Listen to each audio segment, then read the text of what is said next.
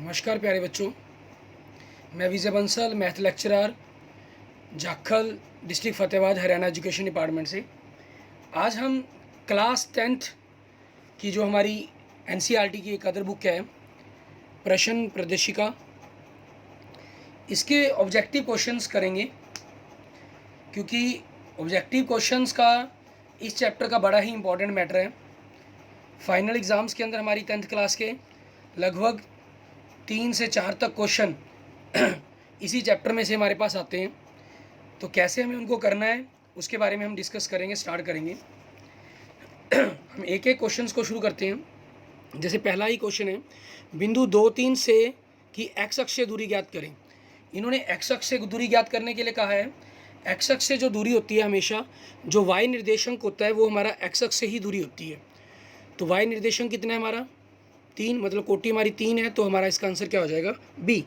Next, बिंदु ए 0,6 और B 0-2 के बीच की दूरी।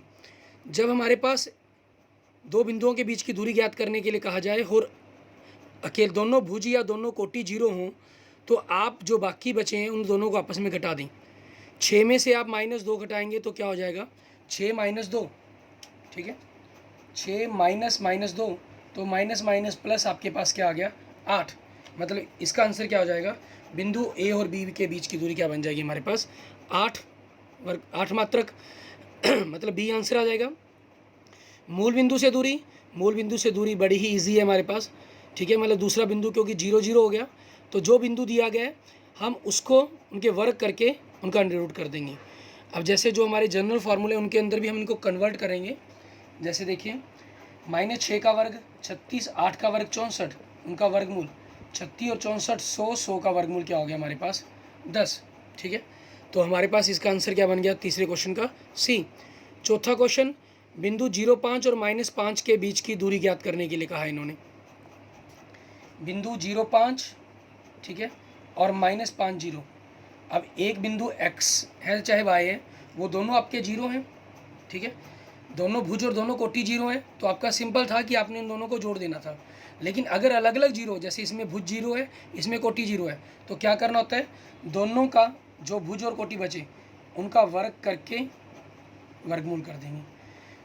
अब ये फॉर्मूला हम ऑलरेडी पीछे पढ़ चुके हैं। आपके पास प्लस माइनस में ए कुछ भी हो, दूसरा प्लस माइनस में कुछ भी हो, उनका जो वर्ग है वो सीधा ए वर्गमूल 2 होता है। तो इसका आंसर क्या बन जाएगा 5 वर्गमूल 2, ठीक है। ये हमारे पास इसका आंसर आ जाएगा। यहाँ से हम देखते हैं क्योंकि दोनों समान है, सीधा ही 5 वर्गमूल 2 हम 1 सेकंड के इसके अंदर इसका आंसर निकल लिखेंगे। ऐसे ही हम अपना नेक्स्ट क्वेश्चन देखते हैं। त्रिभुज AOBC एक आयत है जिसके 3 शीर्ष आपको दिए गए हैं और इसका विकर्ण है, ठीक है। इसके विकर्ण के बारे में पूछ रहा है कि क्या होगा आपका। अब हमें 3 शीर्ष दिए गए हैं, आपके विकर्ण पूछ रहा है, तो विकर्ण ज्ञात करना है कि हम किस प्रकार से इसका ज्ञात करेंगे। इसमें हमारे पास देखिए आयत दी गई है, एक निर्देशांक 0-0 दिए गए हैं, तो हमारे पास मतलब ये मूल बिंदु पर आ गया। दूसरा 5-0 और 0-3, तो ये जो बिंदु बनेगा वो 3-5 ही बनेगा। आपकी मर्जी इस विकर्ण को ज्ञात करें, आपकी मर्जी इस विकर्ण को ज्ञात करें। इनको ज्ञात करते हैं, सॉरी ये 5-3 बनेगा। आपके पास इस बिंदु को ज्ञात करते हैं अगर आप, तो ये 5 का वर्ग 25, 3 का वर्ग 9, 25 और 9 34, वर्गमूल 34 आ जाएगा। यहाँ से ज्ञात करते हैं, वो भी तभी वैसे भी लगना है क्योंकि इसमें भुज 0 है, इसमें कोटि 0 है, तो दोनों का वर्ग करके आपको वर्गमूल कर देना है। अलग अलग है इसलिए सीधा तो फार्मूला लगा नहीं सकते। 5 का वर्ग 25, 3 का वर्ग 9, वर्गमूल 34, ठीक है। ये हमारे पास बन जाएगा। चौथे बिंदु भी पूछा गया था, तो यहाँ से हो जाता x का मान 5, y का मान 3, तो 5 3 हमारे पास ये बिंदु c के निर्देशांक हो जाते हैं, ठीक है। अब इसके अंदर हमारे पास मतलब 5वें क्वेश्चन का आंसर क्या बन गया हमारा वर्गमूल 34c। छठा क्वेश्चन देखिए, आपको 3 बिंदु दिए गए हैं वाले त्रिभुज का परिमाप पूछ रहा है आपसे। त्रिभुज का परिमाप पूछा है इसने, मतलब त्रिभुज की तीनों भुजाओं निकालनी पड़ेंगी, फिर हम उससे उसका परिमाप ज्ञात कर सकते हैं। ABC, ठीक है। ये आपको जैसे दिया गया, मान लीजिए 0-4, ये दिया गया 0-0 और ये दिया गया 3-0, ठीक है। जब आपके पास एक बिंदु 0-0 दिया गया है, तो आपने क्या करना होता है, मैंने दूसरा बताया, उनके वर्ग का वर्गमूल। तो ये तो 0 ही है, 0 का वर्ग 0 ही होना है, 4 का वर्गमूल 16 हो जाएगा, वर्ग 16 वर्गमूल 4, वापस इन दोनों में आपकी दूरी 3 निकलेगी। इन दोनों में आपको जैसे इसमें भुज 0, इसमें कोटि 0, अभी हम ऊपर प्रैक्टिस कर चुके हैं, तो 4 का वर्ग 16 9, 3 का 9 वर्गमूल 25, 25 का वर्गमूल 5, मतलब ये भुजा कितनी हो जाएगी 5। तो अब तीनों को जोड़ देंगे, 5 4 9, 9 और 3 12। ठीक है, ये आपके पास इसका आंसर आ गया। मतलब आपका आंसर क्या आ गया, बी। 7वां क्वेश्चन, आपके पास त्रिभुज के तीनों बिंदु दिए गए, त्रिभुज का क्षेत्रफल पूछा गया। अब त्रिभुज के क्षेत्रफल ज्ञात करने के लिए हमारे पास फार्मूला क्या होता है, ठीक है, किस प्रकार से हम करते हैं इसको, कैसे हमें ज्ञात करना होगा। जब आपके पास त्रिभुज के 3 बिंदु दिए गए हों, ठीक है, ए बी सी, जैसे कोई भी बिंदु दिया गया 3 0, और दूसरा बिंदु दिया गया 7 0, तीसरा दिया गया 8 4, आप क्या करें, एक बिंदु को मूल बिंदु में कन्वर्ट कर लें, मतलब उसको 0 0 बना लें।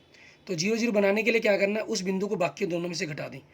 इस ए बिंदु को मान लें तो मैं 0 0 में कन्वर्ट करूँगा, ठीक है, तो इसमें से घटा रहा हूँ। 7 में से 3 गया, ये नया बिंदु 4 0 आ गया। इसमें से 3 0 घटाए तो क्या आ गया, 5 4 आ गया। कुछ नहीं करना आपको, बाहरले बिंदुओं को इनकी गुना आपस में माइनस इनकी गुना, चौकम चौकी 16 माइनस 0 क्या आ गया, 16 आ गया। 16 हमारे पास आपकी इस त्रिभुज से बनने वाली समानांतर चतुर्भुज का क्षेत्रफल होता है, ठीक है। लेकिन ये त्रिभुज है, और त्रिभुज में आपको पता है 1/2 आगे लगाना होता है, तो 1/16 का आधा क्या हो जाएगा, 8, ठीक है। मीन्स 8 आपके पास इस त्रिभुज का आंसर आ जाएगा, ठीक है। हमारे पास क्वेश्चन नंबर 7 का। ऐसे ही हम आगे देखते हैं क्वेश्चन नंबर 8। आपको त्रिभुज के 3 बिंदु दिए गए हैं, निम्नलिखित के शीर्ष पूछे दिए गए हैं, और आपसे पूछ रहा है कि त्रिभुज है किस तरह की त्रिभुज आपके पास, ठीक है। हम जनरल देखें इसके अंदर सबसे पहले, क्योंकि हमें त्रिभुज की कैटेगरी देखनी है इसके अंदर, तो मतलब हमें उनकी जो दूरियाँ हैं वो हमारे लिए मायने रखती हैं। -4 0, ये बिंदु हमारे पास 4 0, और ये बिंदु हमारे पास 0 3 हो गया, ठीक है, सी बिंदु। जब आप इन दोनों बिंदुओं के बीच की दूरी निकालेंगे, आपको बताया गया कि जब हमारे पास ये दोनों बिंदु आपकी दूरियाँ निकालेंगे, तो इन दोनों बिंदुओं के बीच की दूरी क्या बनेगी आपकी, ठीक है। सिंपल, जब आपके पास भुज या कोटि दोनों में से आपस में एक जीरो है, तो दोनों को बाकियों को सिंपल्स कर लें, ठीक है, जोड़ लेंगे उनको, वहीं घटा करनी है। 4 में से -4 घटाए 8 आ गया। और जब एक में भुज एक में कोटि 0 हो, तो जो भुज और कोटि आपके पास है उनका जो वर्ग करके वर्गमूल, 4 का वर्ग 16, 3 का 9, तो वर्गमूल 25, -4 का 16, 3 का 9, वर्गमूल 25, क्योंकि इसमें भुज और कोटि 0 है। दो भुजाएं बराबर होगी तो ये क्या होगी, हमारे पास एक समद्विबाहु त्रिभुज होगी। ऐसे ही नेक्स्ट क्वेश्चन में क्या कहा गया, एक ए रेखाखंड है हमारे पास ए बी, ठीक है, इसके निर्देशांक दिए गए 7 -6, इसके निर्देशांक दिए गए 3 और 4। बीच में कोई बिंदु है पी जो इसको 1:2 में विभाजित कर रहा है। हमसे ये पूछ रहा है कि ये जो विभाजित करने वाला बिंदु आएगा ये कौन से चतुर्थांश में आएगा, ठीक है, हमें वो चीज़ बतानी है इसके अंदर। अब इस चीज़ को बताना है तो हमें ख्याल रखना होगा कि कौन से चतुर्थांश में आएगा। हमें निर्देशांक निकालना होगा, दोनों निकालने की जरूरत नहीं है, सिर्फ हम एक निकाल सकते हैं सिंपल। यहाँ पर 1 को 3 से गुना किया 3, 2 को 7 से गुना किया 14, 3 + 14 बटा में हमारे पास इन दोनों का जोड़ क्या आ गया, 17 बटा में 3। x प्लस का आ गया, इसका मतलब हमारे पास ये पहले में होगा या चौथे में होगा, ठीक है। अब ये डिपेंड करता है कि हमारे पास y का मान क्या आएगा, y का मान ज्ञात करना पड़ेगा। विभाजन सूत्र के अंदर आपको यही करना होता है कि हम इसी फॉर्मूले का यूज़ कर सकते हैं, इसके जो शॉर्टकट हैं उनका यूज़ नहीं करते हम। 1 को 4 से गुना किया 4, और 2 को -6 से गुना किया -12 बटा में दोनों का जोड़, ये -8 बटा 3 आ गया। x प्लस का y माइनस का, ये कौन से चतुर्थांश में बनता है, चौथे चतुर्थांश में, ठीक है। तो मतलब इसके अंदर हमारे पास क्वेश्चन नंबर 8 था, ठीक है, उसका ऊपर हमने आंसर निकाल दिया, समद्विबाहु त्रिभुज हो जाएगा। और क्वेश्चन नंबर 9 है हमारे पास, ठीक है, इसका आंसर क्या बन जाएगा हमारे पास, डी बन जाएगा, चतुर्थांश 4। नेक्स्ट क्वेश्चन, बिंदु ए और बी को मिलाने वाले रेखाखंड के लंब समद्विभाजक पर स्थित एक बिंदु बताना है हमें। लंब समद्विभाजक मतलब दोनों भुजाओं को मिलाने वाली रेखा का मध्य बिंदु जो उस पर लंब डालता हो हमारे पास, ठीक है। तो सिंपल आपको x में x जोड़ दिया आपने, भुज में भुज, -2 + 2 0 बटा में 2 0 आ जाएगा, -5 + 5 बटा में 0 हो गया, 0 बटा में 2 0 आ जाएगा, ठीक है। इसमें नेक्स्ट हमारे पास 3 बिंदु दिए गए हैं समानांतर चतुर्भुज के, चौथा शीर्ष पूछ रहा है आपसे क्या होगा, ठीक है। अब चौथा शीर्ष ज्ञात करने के लिए हम इसको देखते हैं कि किस प्रकार से हम आगे करेंगे। इसमें आप देखें, क्योंकि समानांतर चतुर्भुज है तो इनकी भुजाओं के मध्य बिंदु आपके एक जैसे ही होंगे, ठीक है। विकर्ण एसी का, ये विकर्ण एसी का मध्य बिंदु देखें, -2 + 8 6 होगा, और 6 का आधा 3, 3 + 3 6 होगा, 6 का आधा 3, ठीक है। अब आपको यहाँ पर ध्यान रखना है कि हम बी के अंदर इन दोनों को जोड़ें और हमारे पास उसका मध्य बिंदु यही बनना चाहिए। 6 में क्या जोड़कर उसका आधा करूँ कि 3 आ जाए, 0 ऑब्वियसली 6 में 0 जोड़ेंगे, 6 में अगर हम 0 जोड़ेंगे, ठीक है, तो 6 और उसका आधा 3 हो जाएगा। 7 में क्या जोड़ूँ, 7 में आपको घटाना पड़ेगा क्योंकि 3 का आधा, 3 किसका आधा होगा, 6 का, तो यहाँ पर हमें जो दूसरा बिंदु है वो -1 लेना पड़ेगा। 7 - 1 क्या हो गया हमारा, 6 का आधा क्या हो गया, 3, ठीक है। ये हमारे पास बिंदु डी के निर्देशांक बन जाएंगे, ठीक है। उसके बाद आपके पास बाकी कुछ क्वेश्चंस आपको मैं खुद छोड़ रहा हूँ, आपके लिए एक मैं दिखा रहा हूँ, आप अपने क्वेश्चंस को नोट कर सकते हैं, ठीक है। और यहाँ से इन क्वेश्चनों को आप खुद ट्राई करेंगे, इन सभी क्वेश्चनों के आप स्क्रीनशॉट ले सकते हैं और खुद ट्राई करेंगे कि किस प्रकार से आपको इनको करना है, ठीक है। आगे के क्वेश्चंस को दिखाता हूँ और दोबारा एक बार मैं आपको मतलब कि जो इनके क्वेश्चंस हैं, ठीक है, इनके जो शॉर्टकट फॉर्मूलेज हैं उनके बारे में बताऊंगा कि किस प्रकार से हम दूरी सूत्र का प्रयोग करते हैं और किस प्रकार से हम इसके अंदर क्षेत्रफल का फॉर्मूले का प्रयोग करते हैं। एक दो क्वेश्चंस आपके बारे में बता रहा हूँ। जैसे मान लीजिए कोई भी दो बिंदुओं के बीच में अगर हमें दूरी ज्ञात करनी हो, दो बिंदु दिए गए हैं ए और बी, इसके निर्देशांक दिए गए हैं 5 और -3 और इसके निर्देशांक दिए गए हैं 8 और -4, ठीक है। कुछ नहीं, आपने इसको 0 0 कर लेना है। वो 0 0 कैसे होगा, इसमें से घटा देंगे आप, 8 में से 5 गए 3 और -4 में से -3 गए, -4 में से -3 घटाए तो वो प्लस हो गया, मतलब -1, ठीक है। ये बन गया हमारे पास, मीन्स इसको 0 कर दिया और इस बिंदु को हमने इसमें से घटा दिया। अब इनका वर्ग करके वर्गमूल कर दें, 3 का वर्ग 9, -1 का वर्ग 1 और दोनों का जोड़ 10, वर्गमूल 10। हमारे पास इन दो बिंदु ए और बी के बीच की दूरी आ गई, ठीक है। ऐसे ही अगर हम इन दोनों बिंदुओं के साथ, हमें त्रिभुज के 3 बिंदु दिए गए हों, हमें उनका क्षेत्रफल ज्ञात करना हो, ठीक है। मान लीजिए ये 2 -2 दिए गए हैं, ये 5 6 दिए गए हैं, ये 7 3 दिया गया, ठीक है। हमें त्रिभुज का क्षेत्रफल ज्ञात करना है, तो कुछ नहीं, आपने एक बिंदु को 0 0 कन्वर्ट कर लेना है। सबसे बेटर रहता है कि आप जो पॉजिटिव है उनको ही करें, वो ज़्यादा बेटर रहता है, ठीक है। या सबसे ऊपर आप जिसको लिखना है उसको कर लें, जैसा भी आपको ईजी लगे, कोई दिक्कत नहीं है। चलो मैं माइनस वाले को ही करता हूँ, 0 0। अब इस बिंदु को घटाना है, 5 में से 2 गए 3, 6 में से -2 गई, माइनस माइनस के कारण वो प्लस हो जाएगा, ख़त्म ही है। और 7 में से 2 गए 5, 3 में से -2 गए 5, ये आ गया, ये ख़त्म। अब बाहर को कर लेंगे, 3 और 5 15, -8 पंजे 40, घटाकर -25, क्योंकि क्षेत्रफल तो प्लस में ही होता है, 25/2 वर्ग मात्रक, ठीक है। ये हमारे पास हमारी त्रिभुज का क्षेत्रफल आ जाएगा। अगर ये किसी समानांतर चतुर्भुज के लिए होता, जैसे मान लीजिए अगर आपको समानांतर चतुर्भुज के लिए कहा जाए, जैसे हमने अभी इस क्वेश्चन के अंदर 11वां क्वेश्चन था अभी हमने पढ़ा, उसके अंदर आपको 4 बिंदु दिए गए, 3 दिए गए थे, चौथा हमने ज्ञात किया, ठीक है। मैं वही बिंदु ले लेता हूँ क्योंकि वो एक समानांतर चतुर्भुज के हमें क्लियर भी हैं कि वो एक समानांतर चतुर्भुज के ही बिंदु हैं, ठीक है। -2 3 और ये हमारे पास है 6 7 और तीसरा बिंदु है हमारे पास 8 3, ठीक है। और ये बिंदु हमारे पास है 0 -1। हम क्या करेंगे, त्रिभुज ABC का क्षेत्रफल जो होगा वही इस त्रिभुज का होगा। आप इस बिंदु को घटाते हैं, इस बिंदु को कैंसिल किया, इनको घटाएंगे, ठीक है। -2 में से 8 घटाया -10, ठीक है। और 3 में से 3 घटाया 0, ख़त्म। इसको करेंगे, 6 में से 8 घटाया -2, 7 में से 3 घटाया 4, ये चेंज हो गया। बाहरी गुना 10 को -4, 10 को 4 से -40, माइनस इसमें से घटाएंगे 0 को 2, -2 से गुना 0, तो क्या आ गया, -40 आ गया, ठीक है, मतलब +40। इसका आधा करते आप 20 वर्ग मात्रक इस त्रिभुज का बनेगा, लेकिन मुझे समानांतर चतुर्भुज का ज्ञात करना है, तो जो ये 40 आ गया, ठीक है, यही आपके पास इस समानांतर चतुर्भुज का क्षेत्रफल हो गया। आप चेक करके देखना चाहें तो चेक करके इसकी कैलकुलेशन को आप देख भी सकते हैं, ठीक है। और बाकी ऐसे ही कुछ छोटे मोटे क्वेश्चंस हैं, ऑब्जेक्टिव टाइप क्वेश्चंस हैं, आप उनको जरूर करके देखेंगे, ठीक है। जैसे कुछ डिमांड आई है अभी, कुछ बच्चों के मैसेज भी आए हैं कि सर 2-3 क्वेश्चंस हमें और करके बताएं, ठीक है। उनको समझ में नहीं आ रहे कि किस ढंग से वो उन क्वेश्चंस को करेंगे। जैसे 12वां क्वेश्चन देखें, आपको दिया गया बिंदु P A और B को मिलाने वाले रेखाखंड पर है, ठीक है।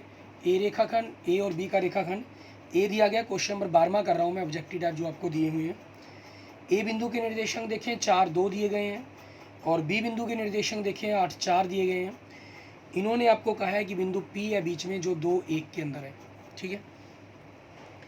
इसको मिलाने वाले रेखाखंड पर बताना है कि ये किस अनुपात के अंदर हो सकते हैं। सबसे पहले ए पी है जो पूरी ए बी का तीसरा हिस्सा, ठीक है, तीसरा हिस्सा मतलब 1:2 के अंदर। इन्होंने लिखा है ए पी बराबर में 1/3 ए बी, इसका मतलब हुआ 1:2, ठीक है, 3-1। दूसरा दिया इन्होंने ए पी बराबर में पी बी, ये तो सीधा ही दे दिया 1:1, मतलब दोनों का जोड़ करके आधा, तो ये तो आंसर है ही नहीं। तीसरा दिया गया पी बी, मतलब पिछले भाग को लिखा गया है 1/3 ए बी, मतलब पिछला 3 भाग है आपके पास, पिछला 1 भाग है और अगला 3-1 2 हो जाएगा, ठीक है। अब इसको देखिए, पहले 1-2 को देखते हैं। अगर आपका ये 1-2 अनुपात है, 1 को 8 से गुना करके 8, 2 को 4 से गुना करके 8, 8 और 8 16, 16/3 2, नहीं ये नहीं हो सकता, कैंसिल। अब अगर हम इसका 2-1 करते हैं, ठीक है, 8 दूनी 16 और 4 एकम 4, ठीक है, 16 और 4 20, ठीक है, ये भी हमारे पास नहीं बनेगा किसी भी तरीके से। आपके पास बिंदु P 2 1 4 2 और 8 4 को मिलाने वाले रेखाखंड पर स्थित है, ठीक है।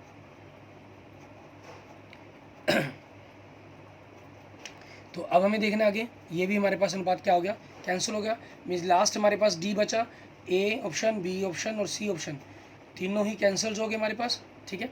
उसी चीज़ के अकॉर्डिंग हम लास्ट ऑप्शन को क्लिक कर सकते हैं। और लास्ट ऑप्शन देखिए आपको क्या दे रहा है, ए पी बराबर में आधा ए बी, ये ए पी आपके पास आधे ए बी के बराबर है, मतलब ये 1:1 है, नहीं ये भी नहीं हो सकता, मतलब चारों के चारों अनुपात ही आपके गलत हैं। इसके जो चारों के चारों ऑप्शन हैं वो आपके गलत बन रहे हैं, ठीक है, क्योंकि चौथा ऑप्शन भी इसका हो ही नहीं सकता। ए पी हमारे पास इन्होंने ए बी के आधे के बराबर दे दिया, ऐसा नहीं है कि मतलब 1 या 2:1 या 2:1 ऐसा कुछ लिखा है इन्होंने, आधे के बराबर ए बी की बात कर दी, तो उस चीज़ के लिए ये भी गलत हो गया हमारे पास। मतलब इनके बीच में जो अनुपात बन रहा है वो एक अलग ही अनुपात बन रहा है, ठीक है। वो अनुपात अगर आप पता करना चाहते हो, जैसे हमने प्रश्नावली 7.2 का क्वेश्चन नंबर 4 किया था, उसी हिसाब से करेंगे। मान लेते हैं अगर ये k/1 है हमारे पास, ठीक है, तो आपके पास क्या हुआ, 8k + 4 बटा में k + 1, मैंने x का मान निकाला तो बराबर में 4 से गुना कर दूंगा तो 4k + 4k हो गया, 8k - 4k बराबर में 4 - 4 क्या आ गया 0, तो 4k बराबर में 0, तो k क्या हो गया 0/4, मतलब 0, तो k क्या हो जाएगा 0/1, मतलब आपका 0:1 बन रहा है, ठीक है। 0:1 तो पॉसिबिलिटीज़ ही नहीं है, ठीक है, ये पॉसिबिलिटीज़ ही नहीं हमारे पास किसी भी प्रकार से बनती, ठीक है। तो मतलब आपके पास इस पॉइंट्स के अंदर ही क्वेश्चन ही हमारा रॉन्ग हो गया यहाँ पर। नेक्स्ट क्वेश्चन देखें, शायद आप लोग कर रहे थे, मुझे बड़ा अच्छा लगा कि आपने कुछ मिस्टेक्स की होंगी, तभी आपने इस बात को ये क्वेश्चन आपके पास भी चारों ही ऑप्शन रॉन्ग आ रहे होंगे, या अनुपात ये आ रहा होगा आपका, ठीक है। तो उस चीज़ ने कंफ्यूज किया आपको कि इसको हम किस प्रकार से करें, और आपने प्रॉब्लम के रूप में से पूछा, ठीक है, वेरी गुड, इसी प्रकार से आप करेंगे। नेक्स्ट क्वेश्चन आप हो जाएगा आपका, कोई दिक्कत ही नहीं है। बिंदु क्यू आर को मिलाने वाले रेखाखंड का मध्य बिंदु पी दिया गया है, तो ए का मान ज्ञात करें। ये उनका मध्य बिंदु दिया गया आपको, ठीक है। तो देख सकते हैं जैसे रकम हमारे पास आपका 5 और 3 का जोड़ 8, 8 का आधा 4 तो में दिया गया, -6 और -2 का जोड़ -8, उसका आधा -4 हुआ, ठीक है। तो -4 को हमने a/3 के बराबर लिख लेते हैं, ठीक है, a/3 बराबर में -4, तो a क्या हो गया हमारे पास -12, ठीक है, ये हमारा बी ऑप्शन आ गया।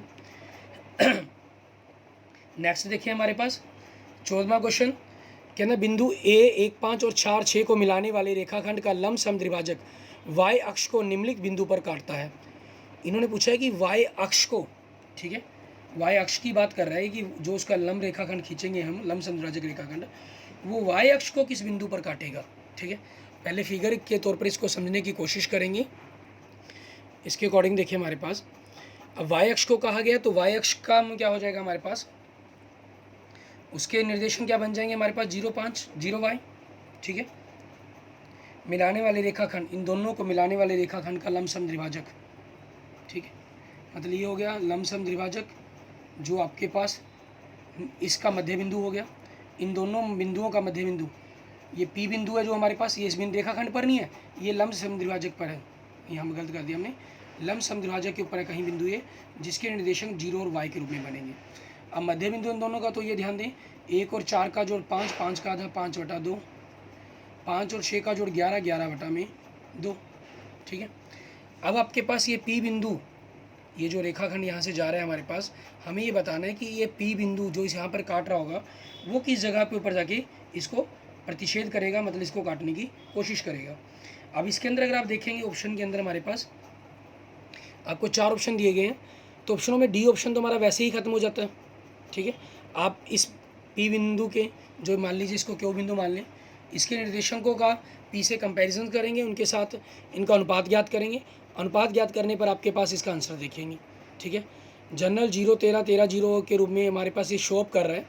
कई बार ये हिट एंड ट्रायल मेथड यहाँ अप्लाई करता है कि जैसे देखें y अक्ष पर है तो 0, x तो 0 हो गया भुज हमारा, और y का मान आपके पास 13, -13, 12 या 13 ये शब्द दिए गए हैं, तो आपका मोस्टली 13 होना चाहिए। तो मेरे हिसाब से शायद ये 0 और 13 बनेगा आपका, एक बार चेक कर लीजिएगा, ठीक है, क्योंकि अनुपात ज्ञात कीजिएगा इस बिंदु के साथ आपका, और उसके साथ इसके निर्देशांकों को पता करेंगे कि किस प्रकार से ये बन सकते हैं हमारे पास, ठीक है। ऐसे ही इसके जो आगे के नेक्स्ट क्वेश्चन हैं उनको करके देखना है आपने, और जितने भी दिए गए हैं उन सभी मान को सॉल्व करेंगे आप। 20 के 20 क्वेश्चंस को सॉल्व कर लेना आपने, इसके अंदर ये खास ख्याल रखना है आप सभी ने, ठीक है।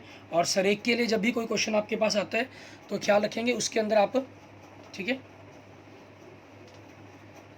हमेशा ही जो सरेख वाला क्वेश्चन होगा उसके लिए क्षेत्रफल फार्मूला वाला जो फार्मूला है वही आपके लिए सबसे बेस्ट रहता है, ठीक है, उसी का यूज़ करेंगे। और किसी क्वेश्चंस की आपकी कोई प्रॉब्लम रह जाए, कोई ना समझ में आए तो मुझे कमेंट कर दीजिएगा, ठीक है, फिर हम उनको आपको नेक्स्ट वीडियो के अंदर मैं उसको समझा दूंगा। ओके, थैंक यू स्टूडेंट्स आपका इन सभी को करने के लिए। ओके, एक दो स्टूडेंट्स की डिमांड आ रही है कि सर प्लीज़ एक सरेख वाला क्वेश्चन भी कर दे के दिखा दें। ये हम कर चुके हैं, 7.3 के अंदर था हमारा दूसरा क्वेश्चन। चलो फिर भी मैं आपको एक करके दिखा देता हूँ। मान लीजिए 3 बिंदु दिए गए हैं आपको, A 1, 2 और B 0, 0 और C A B, ठीक है। इसको सरेख करना है आपने। सरेख करना है तो इसका हम क्षेत्रफल ज्ञात करने वाला फार्मूला ही यूज़ करते हैं। जैसे ये B बिंदु हो गया, ये 1, 2, ये A B, ये तो ऑलरेडी पहले ही 0, 0, इसको 0 बदलने की जरूरत ही नहीं है।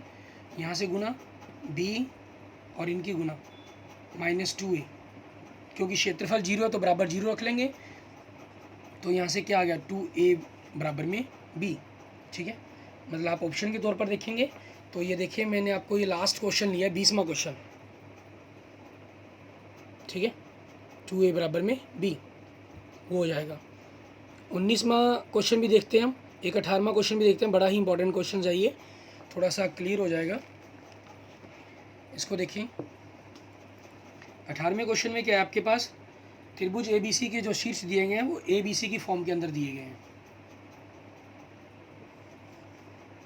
AB + C, दूसरा दिया गया B C + A, और तीसरा दिया गया C A + B, ठीक है। अब हमें इनका क्षेत्रफल ज्ञात करना है, तो देखें मैंने आपको कहा हुआ एक को 0 बना लेंगे, 0 बनाया तो V में से एक घटाया V - A, ठीक है, कॉमा C + A में से आप B - C घटाएंगे तो C से C कैंसिल, क्या आ गया A - B। अब दूसरी तरफ बिंदु देखते हैं हम, C में से A घटाया तो C - A, ठीक है, और A + B में से आपने B + C घटाया तो B से B कैंसिल, A - C। आप इनकी गुना करेंगे तो V - A गुना में A - C हुआ, माइनस आप इन दोनों की गुना करेंगे A - B गुना में C - A हुआ, ठीक है।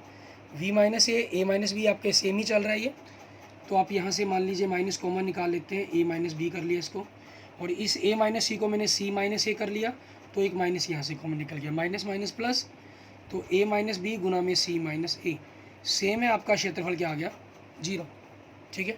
दूसरा अगर आपको ये बड़े क्वेश्चन के अंदर आ जाए तो अपने उसी फार्मूले की तरह इसको यूज़ कर देंगे, सॉल्व कर देंगे। आगे देखेंगे इसका नेक्स्ट हमारे पास 19वां क्वेश्चन, उसके अंदर क्या करना है हमें, तो बीच में सिर्फ 2-3 क्वेश्चन ही रहे हैं आपके सॉल्व करने के लिए, ठीक है ना, उनको करके देख लेना आपने। बिंदु 4P और एक जीरो के बीच की दूरी, दो बिंदु दिए गए हैं आपको, एक 4P, दूसरा दिया गया 1 0। इन दोनों बिंदुओं के बीच की दूरी पूछी है इन्होंने, दूरी 5 दे, पी का मान पूछा है। तो सिंपल मैंने आपको कहा हुआ एक को 0 कर दो, घटा देंगे, 4 में से 1 गया 3, पी में से 0 गया पी, ये चीज़ आ गई। तो इसके वर्ग का वर्गमूल, 3 का वर्ग 9, पी का वर्ग, पी वर्ग का वर्गमूल लिखना था, तो मैं दूसरी जो इसकी दूरी है उसका वर्ग लिख देता हूँ, 5 का वर्ग 25। तो पी का वर्ग 25 माइनस 9 16, 16 किसका वर्ग होता है आपके पास 4 का, तो पी क्या आ जाएगा प्लस माइनस 4। ठीक है, यहाँ ये प्लस माइनस 4 के रूप में लिखेंगे आप। ठीक है, क्योंकि अकेला ये पी आपके पास बिंदु के निर्देशांक है। ठीक है, कोटि का मान है, वो प्लस में भी हो सकता है वो और माइनस में भी हो सकता है। ठीक है, इसलिए जो पी का मान हो गया प्लस माइनस 4 हो गया, मीन्स ऑप्शन के तौर पर अगर आप देखेंगे, ठीक है, तो ध्यान दें 18वें क्वेश्चन का आंसर आपका बी वन ऑप्शन बन गया, और 19वें का आपका बी ऑप्शन बन गया, और 20वें क्वेश्चन का आपका सी ऑप्शन बन गया। ठीक है, ओके, थैंक यू स्टूडेंट्स। आप इन क्वेश्चंस को करके देखेंगे, इनके रिगार्डिंग कोई भी आपकी प्रॉब्लम होती है, कोई भी आपको चैप्टर टॉपिक ना समझ में आए, क्वेश्चन ना समझ में आए, ठीक है, तो आप मुझसे पूछ सकते हैं। ठीक है, ओके, थैंक यू। लाइक करें, कमेंट करें, चैनल को सब्सक्राइब करें।